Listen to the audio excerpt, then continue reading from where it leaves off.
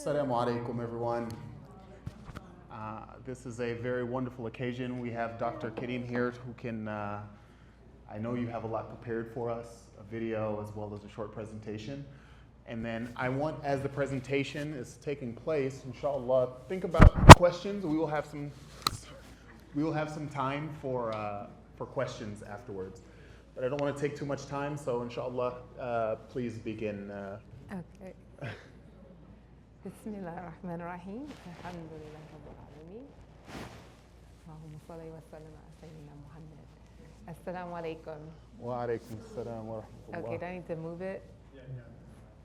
Oh, right, okay. Is that better? Okay. Thank you so much for having me. Alhamdulillah. Go find your mama. Let's see. Did you know that the most popular account of our nation's enslavement of African and African Americans in literature and television features a Muslim protagonist? Alex Haley, a Christian writer, traced his real-life ancestry to a Gambian Muslim whom he subsequently depicts and names Kunta Kinte in his fictional but harrowingly real account of slavery in his book, Roots. Here is an excerpt from Roots where Alex Haley portrays Kunta Kinte during the Middle Passage, the brutal, forced transport of millions of enslaved Africans across the Atlantic Ocean to the Americas. Kunta wondered if he had gone mad. Naked, chained, shackled, he awoke on his back between two other men in a pitch darkness full of steamy heat and sickening stink, and a nightmarish bedlam of shrinking, weeping, praying, and vomiting. He could feel and smell his own vomit on his chest and belly. His whole body was one spasm of pain from the beatings he had received in the 4 days since his capture. But the place where the hot iron had been placed between his shoulders hurt the worst. Alex Haley makes several references to Islam in Roots. Consider this one. Mulling over all these terrible events, Kunta felt that in some unfathomable way, all of this suffering must have some meaning, some reason, that Allah must have willed it. Whatever was going to happen next, both to black and white, must be his design. Because of the influence of incredibly influential 20th century black writers, artists, activists, and athletes, Islam in America came to be associated with black royal ancestry, black freedom and faith, and black hope and celebration. This is the first way that Juneteenth is uniquely important to Muslims. Islam in America has always been a freedom faith, a religion and liberation for black people. As an American Muslim, this is your history, not just black people's. And this is the significance of making Juneteenth a federal holiday recognized by all of us. Officially called Jubilee Day by the formerly enslaved who celebrated in their finest clothes, festive food, and in community, Juneteenth commemorates the emancipation of enslaved black Americans. The name is a play on the date of June 19, 1865.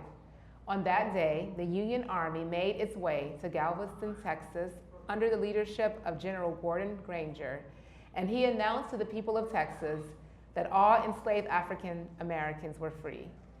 Even though the Emancipation Proclamation went into effect on January 1st, 1963, enslavers in Western rebelling states ignored it, and it wasn't until June 19, 1865, that it was actually enforced with the Union Army.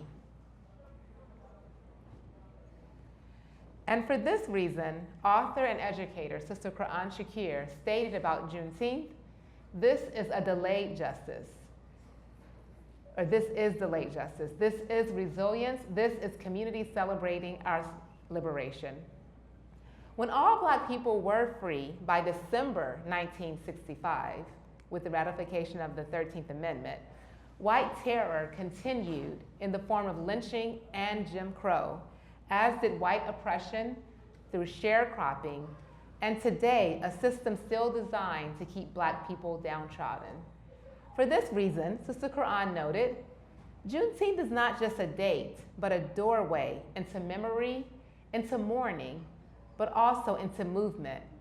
Freedom was delayed, but never denied.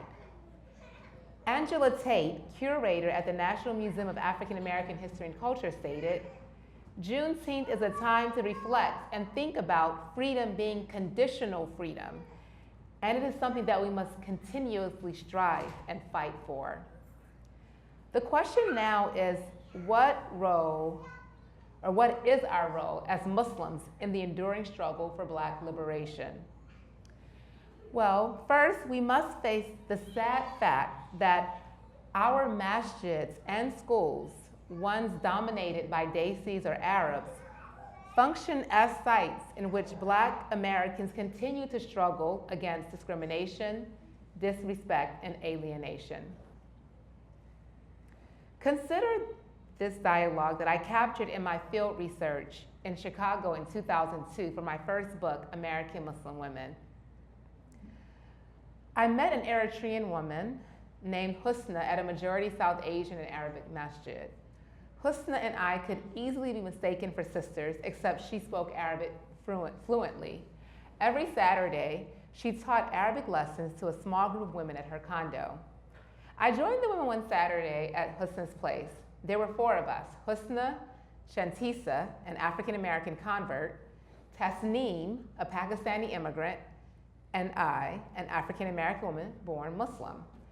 After the Arabic lesson, I turned to Shantisa to ask her how comfortable she felt as an African-American woman attending the majority Indian and Pakistani masjid, where she and Husna first met. She admitted that she generally felt unwelcome and described the immigrant women as distant towards her in their demeanor and gestures. As a consequence, she had decided to attend that particular masjid only during Ramadan because then, she stated, as she stated, I know more African Americans will be there. She only wants to attend the immigrant masjid when other African American women when another African American woman is there, because as Shantisa stated, at some point during my visit there, she will make an attempt to know me. Otherwise, Shantisa will now only attend African American masjids. Husna adamantly rejected Shantisa's position. This is not like church. You go and you don't feel welcome and then you switch churches. Islam isn't like that. When I'm at the masjid, I don't see Pakistani or Indian or Arab, only Muslim. It is supposed to be like that in practice, Shantisa rejoined, but that's not how it is in reality. I choose not to go there anymore because of the way people treat me, the way people very subtly shun me or cut me off when I'm speaking, or don't speak, or speak and move away, or don't make any further attempts to converse. It is little things like that, not touching your hand, or nonverbal communication that comes across very loudly, just as if someone would have said, yes, you are Muslim, you are welcome here, but you are an African American. No one has ever explicitly said that to me, but every time I visit that masjid, that is what is said to me. Tasneem, the Pakistani woman, joined the conversation, and she was as unsympathetic as Husna. When Shantisa said to Tasneem, you can never know what it is like to be an African American and walk into a masjid and all the sisters there are fair-skinned, Tasneem dismissed this discrimination and called it Shantisa's perception. Tasneem told her that because of her stress on race, she had already made up her mind that immigrant Muslims would discriminate against her. Tasneem disagreed with Shantisa's choice to separate herself from immigrants and said to her, why do you have to live like that? Why can't you just live as a Muslim? Shantisa responded that she wished she could be seen as just a Muslim, but that others refused to see her as just a Muslim. She said, my reality is that I will always be viewed differently from you. You will always be seen in some way as a Muslim first, as an Eritrean Muslim, as an Asian Muslim, On the other hand, I will be viewed as an African American in this country in whichever masjid we go, and in a way filled with negative connotations and looked down and shunned upon. Notice that I have featured women's voices. Women have been at the forefront of Black freedom movements, including Dr. Opal Lee, who walked from Fort Worth, Texas to Washington, D.C. to make Juneteenth a holiday. In a Black history message to non-Black Muslims that I wrote in 2018, I drew a parallel between the legacy of Hajar, peace be upon her, and that of Black American women. As our Muslim sisters and brothers too often forget that the nation, or that the Muslim nation, was built on the struggle and sacrifice of a Black woman, too often we forget that America was built on the struggle and sacrifice of Black women. I went on to boldly advise, prioritize the fight for Black people and Black women, because when you strategically fight the fight for Black women, you are prepared to fight any cause in this country. Because don't forget, our foremothers, they were assaulted, then forced into the fields to labor, and then they nursed their own babies and the mistress's babies. This is what our country was built on. And so, if you claim this country, you have to claim this history, you have to claim this struggle. Anti-Black racism is so systemic and part of who we are in this country that you either resist it or you become complicit in it. I am in awe of the way that Allah Ta'ala inspired my words. When you strategically fight the fight for Black women, you are prepared to fight any cause in this country. When I revisit these words today, I have to ask myself, now why is that the case? Because the ones most despised, the most demeaned and violated in this country, Black women, are the ones, or the first ones, to stand up and fight a system that was built off daily assaults on their bodies. So yes, any subsequent struggle we face, in which we must call out America for its claims to freedom and justice, we will inevitably stand on the shoulders of Black women and men. We witnessed this in the struggle to end the genocide and the failed attempt to have Palestinian voices represented at the 2024 Democratic National Convention. Palestinian American lawmaker Ruwa Roman read the speech that she would have given at the DNC. Among her words were these: "That's why we are here, members of this Democratic Party committed to equal rights and dignity for all. What we do here echoes around the world. They'll say this is how it's always been, that nothing can change. But remember Fannie Lou Hamer, shunned for her courage, yet she paved the way for an integrated Democratic Party. Her legacy lives on, and it's her example we follow."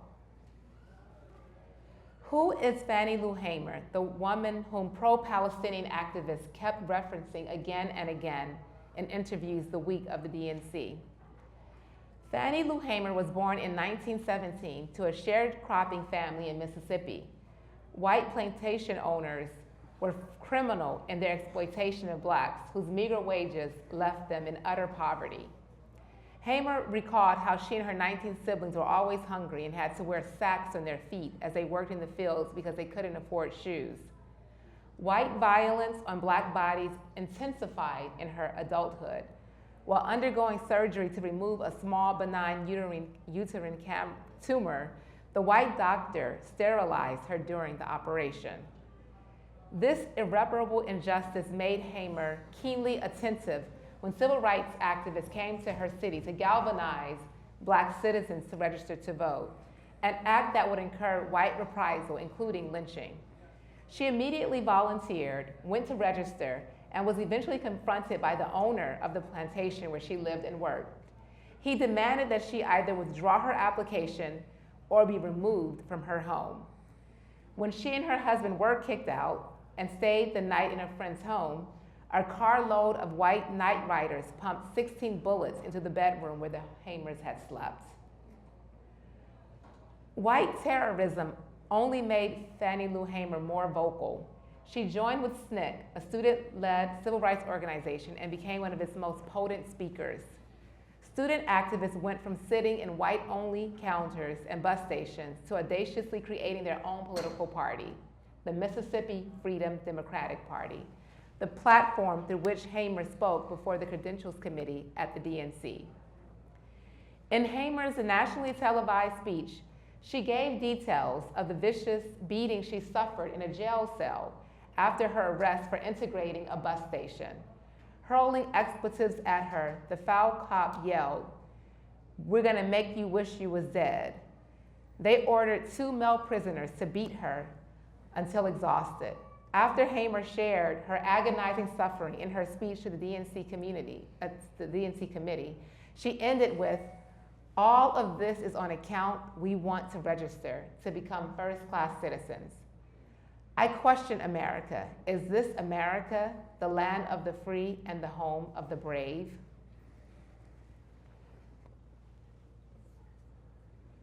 Palestinian Representative Roman's wisdom to connect with and build upon Fannie Lou Hamer's legacy demonstrates the second reason that Juneteenth is critically important to American Muslims.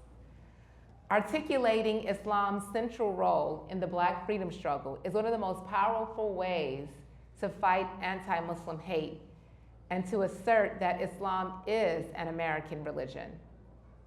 After Dr. Martin Luther King, Malcolm X and Muhammad Ali are the icons of Black liberation, of speaking truth to power, of giving a voice to the voiceless. The love that Allah has put into our hearts for Ali and Malcolm gives non-Black Muslims an advantage in the fight for and with Black people. Advantage because immigrants to this country, whether Black, brown, or white, quickly learn that success in America means to distance oneself from Black people and their neighborhoods. But Allah favored Muslim immigrants. While the American dream is to integrate with white people, Allah made immigrant Muslims an ummah with Black people. He turned the hearts of Black people to Islam through Black liberation movements, where Black people changed their names, their dress, their diet, their lifestyle, because they were taught that Islam was the original religion of their ancestors. They wanted a new identity different from the inferior one that white people gave them, and this new identity was to be a Muslim.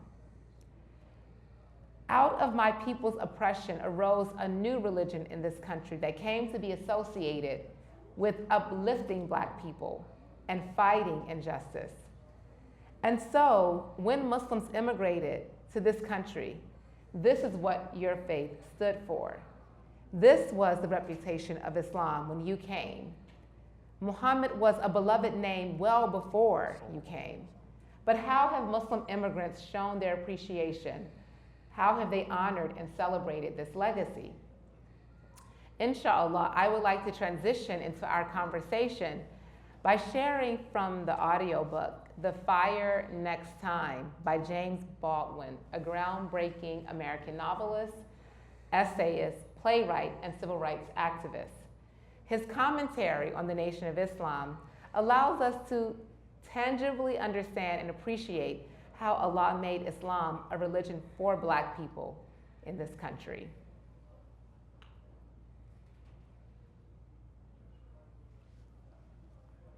Maybe I'll just go here. I had heard a great deal, long before I finally met him, of the Honorable Elijah Muhammad and of the Nation of Islam movement, of which he is the leader. I'll just start.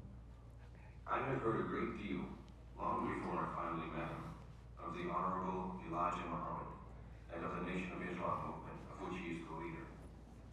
I paid very little attention to what I heard, because the burden of his message did not strike me as being very original. I had been hearing variations of it all my life. I sometimes found myself in Harlem on Saturday nights, and I stood in the crowds at 125th Street and 7th Avenue and listened to the Muslim speakers. But I had heard hundreds of such speeches, or so it seemed to me at first.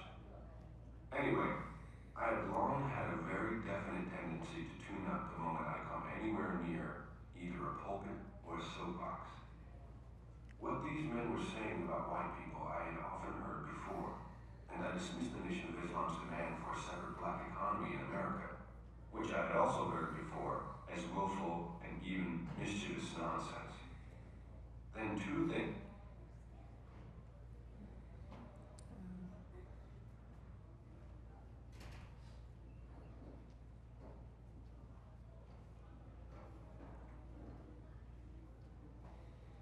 You need to know.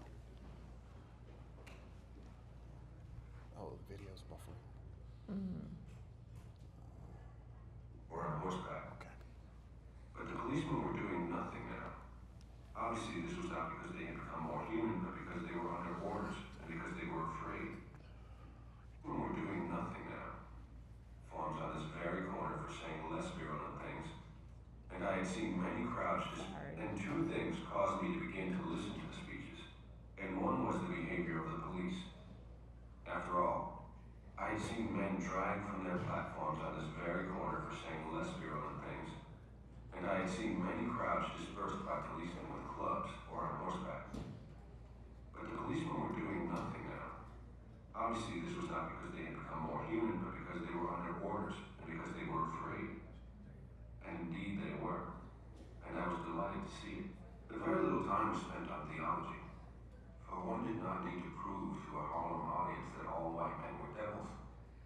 They were merely glad to have, at last, divine corroboration of their experience. To hear, and it was a tremendous thing to hear, that they had been lied to for all these years and generations, and that their captivity was ending, for God was black.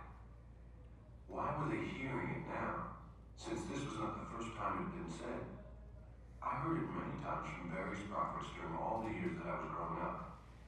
Elijah Muhammad himself has now been carrying the same message for more than 30 years.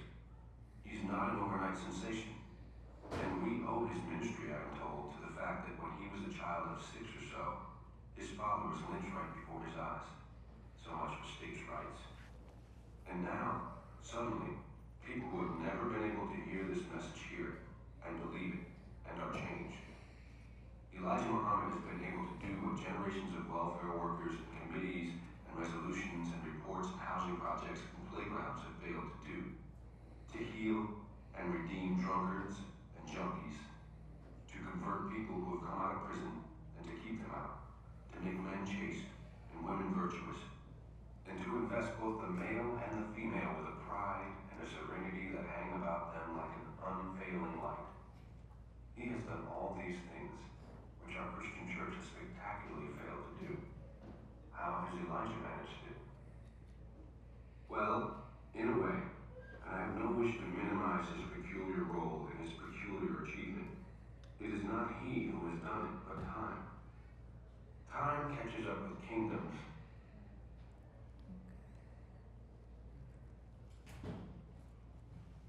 It's like slow. Okay. I have heard a great. Of course, subhanallah. Indeed, Allah is the one, the compelling. Of course, I differ with James Baldwin. It's not time that made the Nation of Islam the most successful black liberation movement in history. But as I came to understand growing up in a community with roots in the Nation of Islam in Atlanta, it is Allah's decree that Islam be returned to African Americans, and He returned it to us in a way that would attract us to His religion. Allah favored the black community with an affinity for Islam, and Allah made a substantial part of that community converts to Islam. And this is unique to black Americans and to the United States, because in no other Western country is there a native group or native-born group of converts associated with Islam. That when you think of Islam, you think of this ethnic group. But Allah made Islam for black people in America. It is though, He subhanahu wa ta'ala said, here you go, for all the pain that your ancestors suffered, that you still suffer, here you go, here's a gift for you.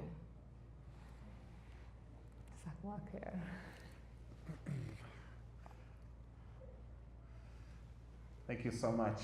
That was a lot of very insightful remarks, and you've given us a lot to reflect on, especially, in this setting we're in right now. Not just on Juneteenth, but you also recounted that conversation between, was it Shanisa and Shantisa. I made it up. Shantisa and Husna. So it just kind of brings to my mind the first question. And again, if anyone else has questions, maybe jot it down on your phone, and we'll bring the microphone around and allow everyone to have an opportunity. But I kind of wanted you to speak a little bit about, here we are tonight, River Oaks Islamic Center. Like, how can American masajid like this do better for implementing racial equality? What are some practical steps? This is a great beginning. Definitely having programming on Black history, Black Muslim history, taking advantage of holidays or occasions to remember our history and again what our ancestors endured. So Juneteenth, Black History Month. In my first book, American Muslim Women, I really just kind of lay out that another way that American Muslims are indeed very American, contrary to what Islamophobes say, is that just like with the church, our masjids are segregated in a sense, right? That you have your immigrant masjids and you have your African American masjids. So it's very much the already existing racial landscape that kind of dictates that, right? Well, how again, African Americans live in their neighborhoods, and very intentionally immigrants don't live in those neighborhoods. So, to say that this is just the reality. So, like, how then, given this reality, how do we navigate that? Yeah. Right. So, it really, really requires individuals to again be educated and informed, and be inspired by our faith, right? By the Ummah ideals, by the example of our Prophet ﷺ and his companions, right? To really believe that this is something that Allah wants us to do, and striving and pleasing Allah. So it takes traveling to other masajid, right? It requires, when you see a visitor, when you see an African American sister or brother in your community and they're new, it's welcoming them, right? It's not saying offensive things to them, immediately correcting them. And there's even an Islamic etiquette to how you, to how you correct people, if you even correct them. Like, you shouldn't correct them if you don't know them, if you don't know your name. Right. But this is a continuous, complaint that African American Muslims have. Yeah. And they're not the only ones practicing their religion incorrectly, for sure, either. Yeah. But yeah, that's what they tend to experience when they come to immigrant masjids. Or it's not even practicing it incorrectly. It's like even just like not pronouncing Arabic words, or even when a really common one, interestingly, is someone will ask you, "Oh, do you know what your name means?"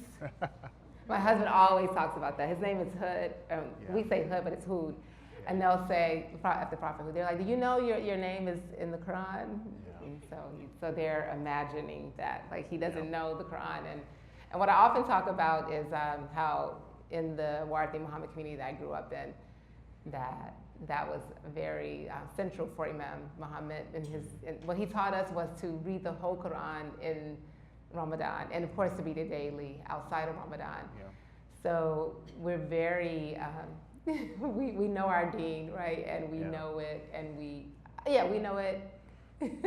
I'll stop there. But so, and one other thing is having, I would say what institutions can do is hiring leadership that represents African American community. So hiring Black scholars, again, program like this to bring them in, to have them as visiting scholars. I think that's one practical way. I kind of, just on that topic, you know, alhamdulillah, I was born Muslim also. I think you said in your presentation that you were born Muslim, and then this other sister was a convert, maybe a recent convert. Do you believe there's a divide even within the black community of like people like you and I who were born Muslim, perhaps not doing as much as we should to make our brothers and sisters who accepted Islam later feel welcome, more that we should be doing? That's not something I really come across as much. So you're born Muslims versus new recent converts. I think if anything, they draw validation from us because many of us who've been Muslim for a long time just accepted that this is the reality. Okay. That we have our black masjids, right? There's a need for them, and so so we're really kind of there to validate the experiences that they have. So I think we do a good job of welcoming other newcomers or converts. So I believe in your book, American Muslim Women, you talk about women being the bridge between different communities. So whether it be just through communication in terms of schooling or programming in masajid, different ways that women are the bridge that help. So I guess wanted to just speak a little bit on, is that a good thing? Are we putting too much pressure on like, should we as the men be more involved, or how does that work? Or how should it work? So in the book, I actually talk about the way that both race and gender norms and assumptions influence our movement. And actually, I would first say that I think because of the gender norms in our communities, it's actually harder for women within like the masjid community, within the masjid space sometimes, to break those barriers. So I mentioned, traveling to a different masjid could be a way to come together. And but a lot of women don't really feel comfortable, black women in particular. Black women are more like, I was gonna say black women versus Desi women, because especially 20 years ago, black women were the ones that are doing the movement. They're doing more they're moving around more, which makes sense too, because they're converts, they're new, and so they're they may go to the masjid that's right around the corner versus they may not know of the black masjid. So anyway, they're more likely to attend an immigrant masjid if they live in the suburbs, right?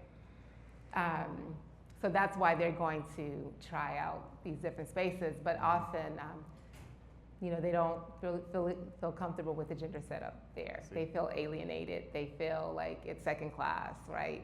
Because of the barriers and things like that.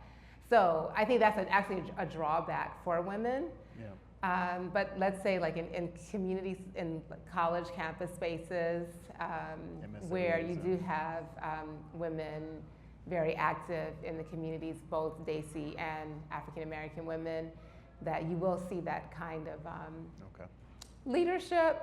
Yeah, you will see that. But I actually think it's, I think, both men and women are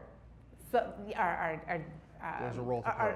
And are playing that role. But again, I think there are drawbacks. There are greater drawbacks for women, actually. So I think that things have gotten a tiny bit better, though, since I wrote my book, because there has been a kind of a movement for women's leadership, women being on panels and being represented and having women-friendly spaces in masajid. From my perspective, growing up in this community, I've seen, I think, a lot of progress in terms of the gender divide. Like when I think of programs in my teens, or coming to masajid, like programs in the masjid, I think it was a lot more prominent to have complete separation in the barriers. But now we have more welcoming spaces. From my perspective, I don't know if you agree with that. Yeah, I think you do. But just the other day, I went for Isha at a masjid, and the women's space there was the women's entrance, there was storage there. And then it was like that's the other thing I too about immigrant spaces. So I was gonna, it looked like it was a newcomer there, because I think the imam, it's a mostly like Egyptian masjid. Yeah. And the imam, I think he's very progressive, and he probably wouldn't, he doesn't feel like there should be a barrier there, the feeling I get. But there was this newcomer man, I hadn't seen him before, and he's like, the women are over there in the other building. Yeah. And this is Isha time. Yeah. And it's like a safety issue, and the lights are off. And so I was like, I just walked right into the Musala through the men's section. Yeah. Then he came to me, and so like a few minutes later came to me and said, oh, I opened up the the women's area. And I said, I don't feel comfortable. And then he brought the barrier in front of me. So anyway, so yeah, you still have some of these experiences, but things have gotten a lot better. Okay, no, I understand that. I think just one more for me, and then I'll look for a show of hands if anyone has some questions. What Islamic values do you feel align best with the spirit of what Juneteenth is about? I mean, in Juneteenth, we talk a lot about physical emancipation of slaves. However, maybe is there something that you think about in our faith that can kind of help us or guide us towards more racial equality and more socio-economic equality and all of those things? The hadith to love for your brother or sister what you love for yourself. The ayah in the Quran that Allah created us in tribes and nations so that we come to know one another. And that can be understood, or it's been interpreted in two ways. Actually, one is that it's actually for you to know your own people. So it's like Allah has created us in tribes and nations so that we have belonging, we have a sense of identity. But then again, a second way that it's understood is that so that we can, cross over those ethnic lines or divides and come to know one another. Yeah. So that we truly love for our brother or sister is that we really want to know who they are as people, and we want to know what their struggles are, what their history is. Yeah. So so that's like definitely a guiding principle of my faith. That we do want to understand what is Juneteenth, what does it mean to African Americans and African American Muslims, and I would be curious to know, about a community that that doesn't look like me, but they're part of the Ummah, and not only that, they are like I conveyed here, they are the foundation of Islam in this country, right? That other people, like outside of immigrant Muslims, like African Americans. Yeah. Largely, like when they think of Islam, they think of this community. So we should just want to know who our people are. Absolutely. Does anyone have some questions? I'd like to spread the mic around. If no one, okay, right here.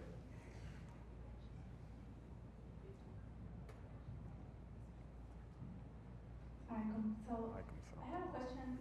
I don't really know, but outside of UH here, the University of Houston, there's a group that claims to be like Nation of Islam, and they appear to be very funded. They go with like suits, and they have a lot of flyers, newsletters, and they're like preaching. Do you happen to know, like, is this group being funded by like an organization, or is it just still like the Nation of Islam that still exists trying to spread? This group is on the campus of U of H? Well, on the street. Okay. What is the name of the group? They claim to be Nation of Islam. Oh, okay. Then they probably are the nation. You don't think they are? Right. So and so they probably are, and I think that that just brings us back to a point I was making is that, and really what I was hoping that you would get from the James Baldwin comments is that the Nation of Islam is the most successful and enduring Black religious liberation movement, right? That there were many movements in the history of Black people in this country where they would use religion for their liberation. Even Christianity itself, even the way that the Bible is interpreted from like a Black liberation perspective. So yeah, so there were, but outside of that, there were also a lot of other, like he mentioned, like there were prophets like that who had come and said that they had, you know, freedom and a new identity for Black people. And in fact, the Moorish Science Temple was one of the predecessors of the Nation of Islam. He was actually the first Black liberation person to present an Islamic element into, again, to this Black freedom struggle, right? That the way that you become free and have a new identity is by becoming a Muslim. So he was the first to actually introduce the concept of a Holy Quran, but it wasn't the Holy Quran. So, so again, going back to Baldwin, he's saying like, so what was it about the Nation of Islam? Why was Elijah Muhammad able to do what all these other religious movements or even just the state, you know, or just like community movements were not able to do, right? And so, and like I said, you know, I believe it's because, you know, that there was a special way that Islam had to be brought to Black people. Not only that was a special way, but it had to address our struggle. Like that's why we would come to the faith, right? And so, and a testament to that, like that it was such a brilliant way, a divine way for us to come to Islam is the fact that you still have the Nation of Islam even today. And to connect it to, because everyone understands, I didn't really go into it, but I think we know the history of how Imam Warthi Muhammad, rahimahullah, but I did wanted to say that. I didn't want to bring that up in the conversation that, you know, he is the one who led the Nation of Islam community to universal Islam, right? I felt like the Nation of Islam had kind of disintegrated and you kind of joining on. Yeah, not exactly, right? No, exactly. Like, yeah, it continues. Like, I think the Million Man March, I mean, I don't know if that was, you know, before you were born, but what was that, 1990? Yeah. Early 90s. Right, but that was a big movement by Minister Farrakhan. So Minister Farrakhan, you're familiar with Minister Farrakhan, right? So he actually followed Imam Warthi Muhammad in 1976. Right, 75, right? I was born in 76, 75. And Farrakhan followed him until 1977, 2 years later, he reestablished the Nation of Islam. And there were people who followed him in that community. And then there were newcomers always coming. And the Million Man March was organized by Minister Farrakhan. And he galvanized like 1 million men to come, that many of them were not Muslims. Again, to show the force of the nation and of Islam in Black communities, even when they weren't necessarily Muslim. Yeah, so no, it hasn't disintegrated. You still see Nation people selling their bean pies and their newspapers and fruit on the corner. Oh, and last, one other thing, so my second book is co-authored, Women of the Nation. And I interview Nation women, like current Nation women. Like, so the book looks at women like my mother who followed Imam Muhammad, like former Nation women, but also when we're still in the Nation today. Yeah. So a question I had for them was like, why are you in the Nation of Islam today? Because in 1970, 1960, when my mom joined, they didn't have the internet. They had no interaction with immigrant Muslims. They had no idea. But now you can go online, you know about Islam. And not only that, Minister Farrakhan, he teaches about Islam and very differently than the way that they talked in the Nation. So it's like, why are you still finding the relevance of the Nation? But, and you know what they said? Several of them said, well, the same thing Shantisa said. They said, well, when I go to a Nation of Islam masjid, I know that I'm going to be welcome there. Community. Assalamu alaikum wa rahmatullahi wa barakatuh. Wa alaikum assalam wa rahmatullahi wa barakatuh. I want to say that the Nation of Islam now You know, I have been there for Juma, and I've been there for Arabic classes. I've been there for the transitional changes that they're going. I've been there when they're doing Ramadan. So right now, you know, we're waiting to either where Farrakhan or Allah is being called, but people are in place to go on to the next level. There's a need for whatever is being given as far as unity and doing things together and all that, but at the same time, you know, they are also seeing that you can only hold on for something that's old for what is proper and true and right. That stands firm. So I know the Imam Halim, Imams in Chicago, Sultan, they're teaching Jumas, they're teaching Arabic, they're teaching all the things of the principles of Islam, and we should be ready to embrace them when they come. Okay? Can I share something related Yes. to that? So it's really interesting because she mentioned, thank you so much, that they're teaching, they're having Jummah, they're teaching Arabic. I have a friend who is Hispanic. He accepted Islam in college, and he tried to learn Arabic from many different places, but he said the best place he ever went, and again, this guy, he's a Mexican, he learned with the Nation of Islam how to read Quran. So there's a lot of benefit that they've given. My father, you know, he was introduced to Islam through the Nation. He was in the Nation of Islam. He was like in the, I don't know if it was FOI, if you know the different branches. And there's so many people like my father who went from the Nation and followed Worthy Muhammad into Sunni Islam. So, and then, you know, as a young kid, I'm sure Sister Min can tell you, I went to Sister Claire Muhammad School. There's so many African Americans around my age that I think followed a similar path, where we got a lot of benefit from the groundwork that people before us laid. So I just wanted to share that. Assalamu alaikum. Walaikum salam.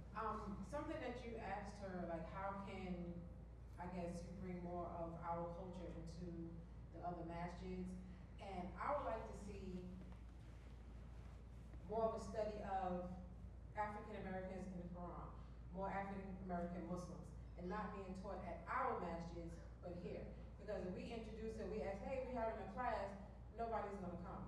Because in our mind, we already know everything. So I wanna know, like, how can we bring that together within other communities, so to say, that makes sense? To know, like, I can Google, African American Muslims, but okay, I can look, but who are they? What are they? Everybody just know Bilal. Who else? And Hagar. And Hagar. You know what I'm saying? Okay. But Okay. I wanna So you mean black Muslims? Right. Okay. Yes. Do you want to say Like, anything about how, that? like, what would you do? Okay, first, would that be a good idea, not just to have it in our community? Of course, it's good to introduce them into our community, but I think they need to know, we need to come together as one. But like you said, we're so divided. And we know, like the Quran, we know Prophet Muhammad, we know that history, but what about our history? Yeah, meaning that, so non-Black Muslims need to know our history, right? Right. Like it's education, it's reading. I encourage people to read the literature, like James Baldwin. Like that's why I try to infuse these stories that I grew up with, and that gave me my love for, you know, and passion for our community and our struggle. And so any kind of programming that's going to encourage that type of educating. Yeah, I mean, you know our communities. Like, you would say that the women or men don't really go out. They don't, right? They're fine in the Black Muslim masjid, and it's fine. I think it's okay to but the reality is that, again, the point I was trying to make, we have a lot of converts though, who are, not only that, they're gonna go to the immigrant masjids. The immigrant masjids also have a lot more resources. Yeah. So like bringing a speaker like me, you know, it requires funding. So, you know, and just a lot of different things, a lot of resources they have. So a lot of African Americans are going to go to their spaces more than they're going to come to our spaces, and more incentive. So therefore, I do feel like the onus is on our beloved non-Black Muslims to make those spaces welcoming. And especially since we love when we have people take Shahada, but how do we continue to nurture them and be there for them? We have a brother here. Yeah, we said, can we, No. give me that first and then we'll.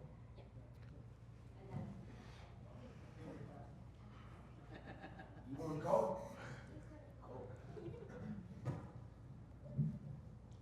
Allahu Akbar, Allahu Akbar, Allah Akbar, Allah Akbar. Allahu Akbar, Allahu Akbar. Allah Akbar, Allah Akbar. أشهد أن لا إله إلا الله.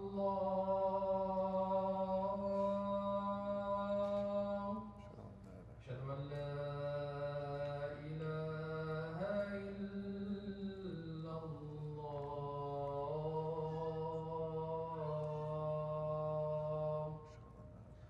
أشهد أن محمدا رسول الله.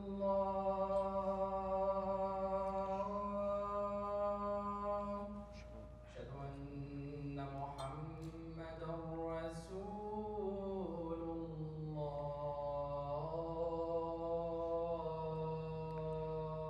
أشهد أن محمدا حي على الصلاة.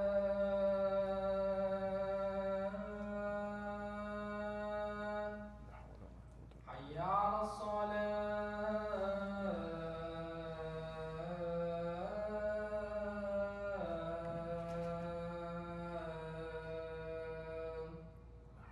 حي على الفلاح.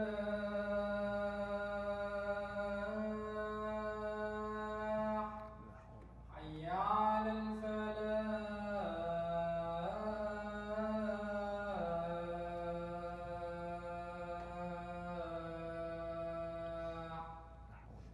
الله أكبر، الله أكبر. الله أكبر، الله لا إله إلا الله. لا إله إلا الله محمد رسول الله صلى الله عليه وسلم. Assalamu alaikum. وعليكم السلام ورحمة الله. Brother Kareem, I haven't had the opportunity to make myself acquainted with you. And sister, I'm honored to sit here from my background and see you. I was telling some brothers on the phone earlier that was in prison who I was here at the masjid to see. I listened to y'all earlier about the words convert and revert. But now, just convert. And I come from the nation too. I'm old enough to remember when Imam Wardi Muhammad took office. When Elijah Muhammad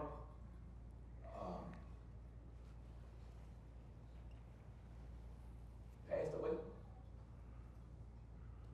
I was one of them brothers was eager to see the need for change, and I crossed over. And listen to Imam Wardi Muhammad say, man mean mind, words make people, people are product of words. Over the years in prison, I learned something about convert and revert because I was looking at the definition of the word Muslim from a total different perspective from people out here. I had time to research. And so I'm uncomfortable with it. We being converts. Because I know from the root of the word SLM, something ain't jiving for me. And I'm uncomfortable being a convert. Because I go deep enough with Islam in the Quran to where I see Allah created all of us with a nature Muslim, but none of us was practicing Al-Islam per the tenets of Al-Islam as it's set forth in the definition of Muslim. Because you got to be conscious. You come in crying for everything else that your mom, your dad, and gave up, or whoever your nurture is. You ain't coming in making salat. You ain't coming in giving zakat. You ain't doing no soul. You ain't got no plans for Hajj. So I'm uncomfortable with the word convert now. I was hoping either you, Sister Jamillah, or you, brother, help me be comfortable with that, man, because y'all don't know me. I just did 36 years in prison. And I had a chance, like I say, to study. Converted Muslims don't sound right to me. I can see us all on earth being reverts. Because I understand looking through the eyes of a student of Quran what I'm looking at. I didn't come in and submit it. I submitted what that word is, unconsciously. I cried to my mama and them to give me what I needed. You know, and so to make me understand where convert come into the language we express ourselves, but identifying ourselves as Muslims is concerned goes back to African Americans. Because it don't sound right to me. You know, I got that education when I was in prison. I got a chance to go to school and see how words make people like Imam Muhammad, may Allah forgive him for his sins of any, raise him, save him from the fire and grant him the Jamillah. Because he did something for the African American people. Elijah did something for African American people. And I looked at languages from Imam Muhammad's teaching. So make me understand how I'm a convert. Did Imam Wardi Muhammad use the word revert? He used the word revert. He didn't even use, you know, right there in Surah 3, I got 7 where Allah say, none will grasp the message but men of understanding. He didn't use that language. He went from a total different perspective. And I was at 6641 Bell when I was growing up in Islam under Imam Wardi Muhammad, and I seen something totally different. That's why I'm not comfortable with convert. Maybe it's just last 25 years, I'm just not comfortable with convert. And I've been dealing with it. The brother I just got off the phone with that's in prison with life, without parole, he's like Surah al-Hajj, man. He walked with all Arabic Quran, all Arabic Hadith. He's bold with his education, bro. And we was uncomfortable with convert. We just don't, it don't jive with the definition of Muslim. One who? Maybe ain't coming in doing no one who. So I'm not familiar with Imam Wardi Muhammad using the word revert, but you are you? I'm not familiar with him using the word revert. But I'm not really familiar with him using the word convert either. But I intentionally continue to use the word convert, as you could see. And that, again, I think it's relevant to this conversation because the core point that I want you all to take is that Islam, it thrives in a place when it can relate to the people, when it can offer something to the people, when the people feel that they don't have to change who they are to be a Muslim. They don't have to change their culture to be a Muslim. And that was a key point for Imam Wardi Muhammad. As you know, he taught us that we do not have to be like immigrant Muslims to be Muslim. To the point where it got so extreme that sometimes we were, kind of making fun of immigrants, some of the leaders, not Imam Wardi Muhammad, but it went to such an extreme that, or I should say we were very suspicious of immigrant Muslims. That's why I say we weren't really encouraged to go to the Pakistani masjid. It's important for us to have our own identity. So that said, and also I'm saying that to say, that's how Islam came to this country. It came because it spoke to a real issue, right? People could relate to it. And so I continue to use words that people can relate to, that non-Muslims can relate to. So I know the whole convert, revert thing, and I know why people say revert, but especially who I am, too, as an academic, and the diverse audiences that I speak to and that I connect with. Yeah, I've just made a choice to use that word. But, and lastly, though, I think, too, we have to not let these small differences cause so much division, right, within Black communities, and also between different ethnic groups, and look at the larger picture of what we're trying to do. We're just trying to We're trying to just be Muslims safely in America and not, not be the recipients of hate and all of this. So how can we come together to live our faith and to bring it to people, to make it a benefit to people? And I'll just quickly add to that. From my perspective, I'm relatively detached to some of the things that happened before me. So you'll have to forgive my ignorance if that was something that is offensive or was avoided in the past. But from my own perspective, if you look at the seerah or the life of the Prophet alayhi salatu wasalam, we say that Abu Bakr was converted to Islam. We say that Uthman and Omar and all of these, the Sahaba, the companions of the Prophet, peace be upon them, also converted. So I think people give words power, and I don't want to be insensitive to something that's offensive to people. Like, especially I don't want to be intentionally offensive. Again, I'm aware of the whole revert, convert kind of language as well. But maybe I need to do some more education on that. So, yeah, we have 2 more questions. Yes.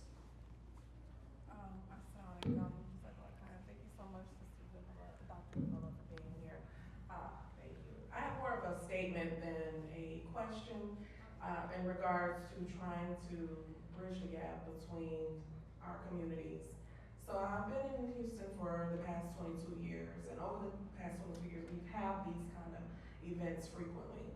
One of the things that happens, earlier we had several rows of brothers. And for whatever reason, maybe they had to go home, go to work, whatever the case may be, they decided, they didn't stay. So when you intentionally leave an opportunity to grow and learn, that continues the divide. And I'm aware that there's issues within the Desi community and the Arab community with themselves regarding caste and colorisms and things like that. So it's hard to get to another group of people and show them kindness and mercy when you have these issues going on in your own home. So I would just like to say, one of the ways you can bridge the gap is, instead of seeing that brother at the masjid and giving them salams, invite him over for tea. Invite him to your children's wedding. Invite him into your safe, sacred spaces. Oftentimes, my husband and I are always the only African-American couple there in many of these events. And I'm wondering, my goodness, I see these, number of other people in these communities that look like us, but you go to these events, we're the only ones there. Invite people to your children's amines. Whatever events that you're having, your family cookouts, bridge the gap that way. Bring them to your intimate spaces, and that way you can really and truly try to set a pace where growth and care and love for one another can really and truly happen. Just like Dr. Jamillah said, you want for your brother and sister what you want for yourself. Want compassion, want the ability to know one another. So that's the basis of what I wanted to say. We can go really quick, I think. Assalamu alaikum. This is Wa not necessarily a question, more like a resource sharing. One of the sisters, she was asking about like different Black Sahabas and whatnot. There's a book called The Spirits of Black Folk, and it's a translation of Jalaluddin Suyuti. Is that his name? Imam Suyuti. A book that he wrote that it discusses different Sahabas that were from Africa, aside from Bilal and then also talks about different Arabic words in the Quran that are like derived from Ethiopic roots, and it mentions different hadith as well that talk about African people. So if you're Could you repeat the book name? and Black Arabs as well. Can you repeat the I can tell you. The book, The Spirits of Black Folk. Imam Mendez translated the book, and it is Imam Mendez. I took a whole year class from Imam Mendez, from his translation of the book from Imam to you to it was talking about the Sahabas who were black and the contributions they were. And it's called The Spirit of Black Folk, Sages Through the Ages. And another book is called Beyond Bilal by Mustafa Briggs.